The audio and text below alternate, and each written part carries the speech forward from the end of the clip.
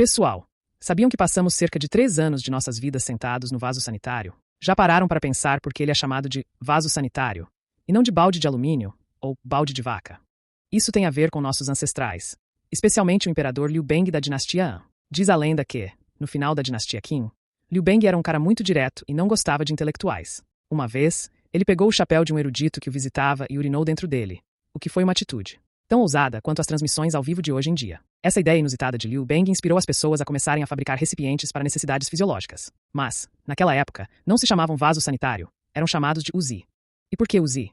Isso se deve ao famoso general da dinastia Han, Li Guan, que era um excelente espadachim e gostava de usar pedras como alvo para praticar sua habilidade, deixando a frase famosa Li Guan atirando em tigres. Para mostrar sua bravura, ele pediu a seus subordinados que criassem recipientes em forma de tigre para urinar. Assim, esses recipientes eram chamados de Uzi, que significa vaso de tigre. O avô de Li Yuan, chamado Li Agao, ou Wei, fez com que esses recipientes não pudessem mais ser chamados de Uzi, vaso de tigre. Então passaram a ser chamados de Mazi, vaso de cavalo, ou Shouzi, vaso de animal. Esses eram os precursores dos atuais vasos sanitários. Com o tempo, a necessidade por esses recipientes aumentou, e eles passaram a ser utilizados para urinar e defecar. Então, o formato do Mazi evoluiu para se assemelhar a um balde. Na dinastia Song, eram chamados de Mumazi ou Mazitong, que eram bacias de madeira com tampa, onde as pessoas podiam se sentar e resolver todos os problemas de uma vez. Assim, desde os vasos em formato de tigre de Li Guan, passando pelos Mazi da dinastia Tang, chegamos ao nome vaso sanitário, que usamos hoje. Na mesma época, na Europa, havia recipientes semelhantes, chamados de pinicos ou jarros de noite.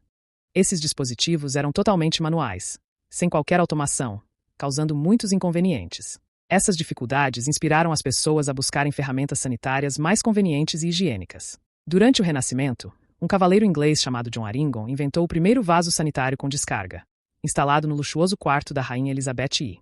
Ele permitia que a água de um reservatório fosse liberada para fazer a descarga. No entanto, devido ao design reto dos encanamentos, o mau cheiro voltava pelos canos, o que a rainha frequentemente reclamava. Com o passar das gerações, o design dos encanamentos foi modificado para o formato de S, permitindo que a água parada bloqueasse o retorno dos gases de esgoto. Em 1889, a estrutura do vaso sanitário com descarga estava praticamente estabelecida, e as pessoas finalmente puderam aproveitar a conveniência desse dispositivo. Essa inovação não só melhorou a experiência de uso, como também contribuiu significativamente para a saúde pública e a proteção ambiental. Com o avanço da tecnologia, os vasos sanitários modernos não se limitam apenas à função de descarga. Eles evoluíram para dispositivos de alta tecnologia, melhorando ainda mais a experiência de uso. Alguns vasos sanitários modernos possuem funções automáticas, como descarga automática e tampa com sensor. Quando você se aproxima, a tampa se abre como se tivesse olhos, e após o uso, ela se fecha automaticamente. Você não precisa tocar em nada. O mais impressionante é que os vasos sanitários modernos possuem uma experiência de uso bastante humanizada, podendo ser controlados por botões.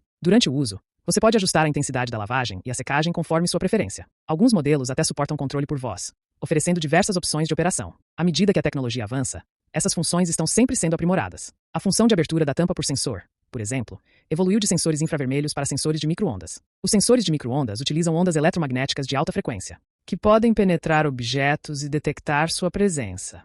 Essa tecnologia é geralmente mais precisa que os sensores infravermelhos, podendo detectar a aproximação e o afastamento do corpo humano de forma mais acurada, evitando falsos acionamentos que podem ocorrer com sensores infravermelhos devido a outras fontes de calor no ambiente.